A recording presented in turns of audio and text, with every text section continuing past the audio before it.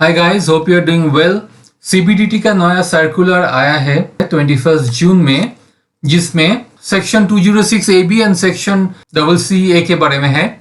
तो section 206 A B and 206 CC A जो effect होने वाला है फ्रॉम 1 जुलाई 21। तो फर्स्ट चलिए एक बार डिस्कस कर लेते क्या है section 206 A B and 206 CC A. These two sections में हायर रेट में टीडीएस डिडक्ट होने वाला है for non-filers.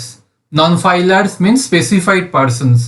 Specified persons कौन है? चलिए एक बार देखते हैं। Specified persons are those who has not filed the return of income for both of the two assessment years relevant to the two previous years immediately preceding the previous year. That means ये section 1 जुलाई 21 से applicable होने वाला है।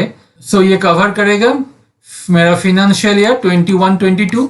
Okay, तो 21-22 का previous years में जिसने return file नहीं किया एंड जिसका aggregate of tax deducted at source and tax collected at source is 50,000 or more in this two previous years, वो है स्पेसिफाइड पर्सन।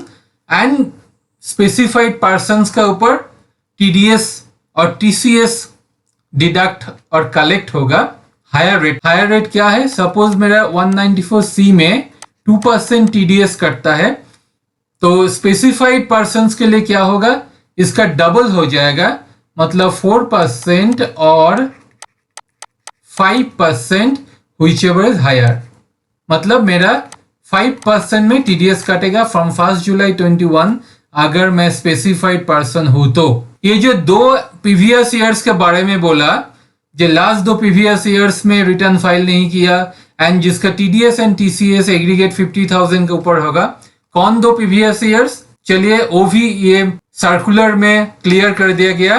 प्रीवियस ईयर्स मतलब 2018-19 होगा एंड 2019-20 होगा। ओके, तो मैं अगर फाइनेंशियल ईयर 21-22 का कर रहा हूं तो मेरा दो प्रीवियस ईयर्स होगा 2018-19 एंड 2019-20। क्लियर? ये जो सेक्शन है सेक्शन 206 AB एंड 206 CC ए, ये section 192, 192A, 194B, 194BB, 194LBC and 194N का ऊपर एप्लीकेबल नहीं होगा। ये 6 जो सेक्शन है इसे छोड़कर जो भी सेक्शन है 194J, I, C जो भी सेक्शन है उसके ऊपर ये एप्लीकेबल होगा। It can be seen that the tax deductor or tax collector is required to a due diligence of satisfying himself if the deductee or the collectee is a specified person. Naturally, तो हम लोगों को क्या देखना है? Deduct as a deductor क्या देखना है? मेरा जो पार्टी है, मेरा जो डिडक्टी है, वो स्पेसिफाइड पर्सन है कि नहीं। उसके लिए this can lead extra compliances burden on such deductor, on such tax deductor or tax collector पर एक्स्ट्रा बर्डन आ गया है। To ease this compliance को इजी करने के लिए the CBDT is issuing a new functionality compliance check for sections 206 AB and section 206 CC A.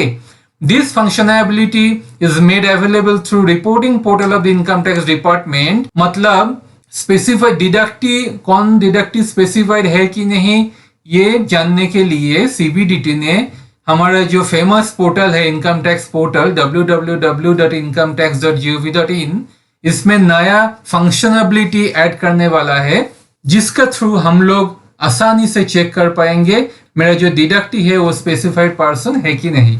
The tax deductor or the collector can feed a single PAN search or multiple PAN bulk search of the deductee or collectee and get a response from the functionality if such deductee or collectee is a specified person।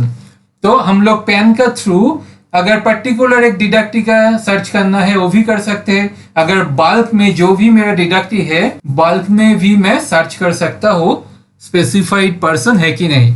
For PAN search, response will be visible on the screen which can be downloaded in PDF format. For bulk search, response would be in the form of downloadable file which can be kept for record। Okay, तो ये जो pan search जब करेंगे हम लोग तो downloadable PDF file generate हो जाएगा, जिसमें अगर स्पेसिफाइड पर्सन है तो उसका लिस्ट आ जाएगा।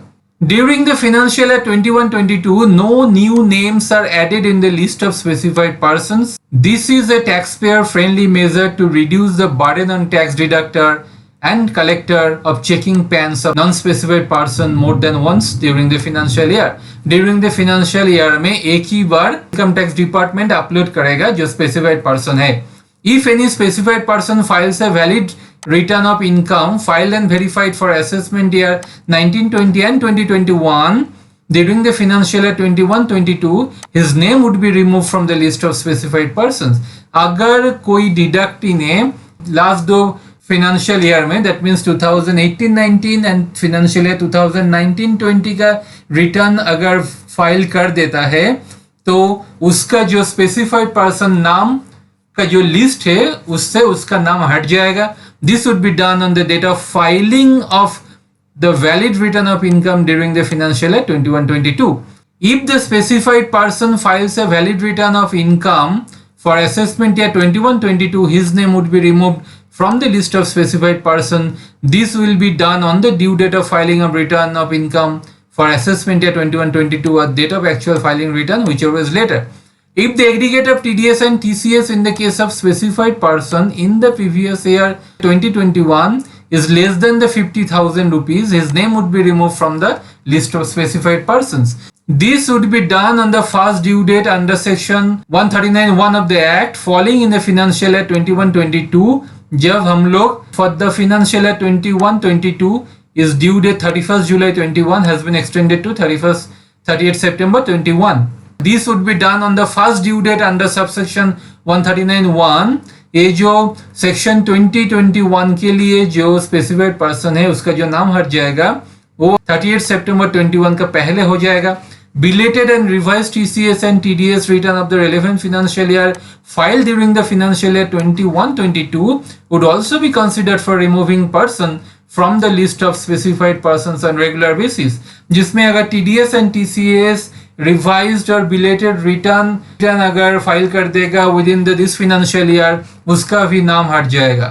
The deductor or the collector may check the PAN in the functionality at the beginning of the financial year and then he is not required to check the PAN of non-specified person during the financial year. Specified person है कि नहीं उसके लिए उसका financial year का beginning में check करना पड़ेगा डिडक्टी का डिटेल्स. ओके, उसके बाद उसका चेक करने का जरूरत नहीं है.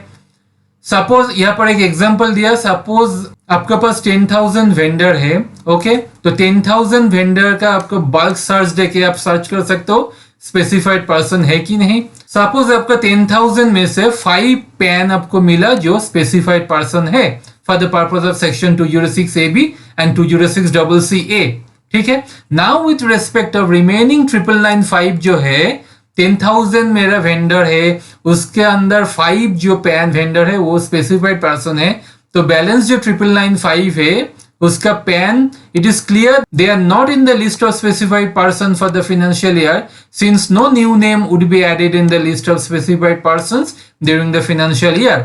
Okay, the deductor or collector can be assumed that these 9,995 PANs would remain outside the list of specified person during the financial year.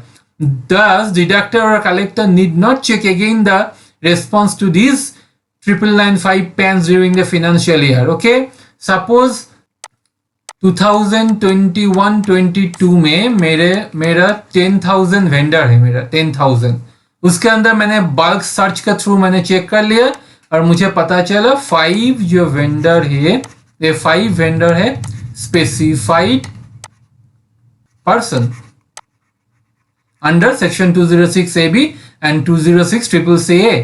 ठीक है, तो बैलेंस जो 9,995 है 9,995 वेंडर मैं अज्यूम कर लूंगा जो वो during the financial year specified person नहीं होगा तो मुझे ड्यूरिंग द फाइनेंशियल ईयर और उसका चेक नहीं करना है. There are chances that 5 PANs which are specified persons may move out of the list of financial year and for that there will be need to recheck at the time of making tax deducted or tax collection. ये जो 5 vendor जो specified person है ये भी हो सकता है जो ड्यूरिंग द फाइनेंशियल ईयर उसका जो कंडीशन है वो फुलफिल नहीं किया उसका रिटर्न फाइल कर दिया. देन ये 5 जो वेंडर है इसमें से हो सकता है कि पांचों फ्रॉम स्पेसिफाइड पर्सन से रिमूव हो गया, ठीक है।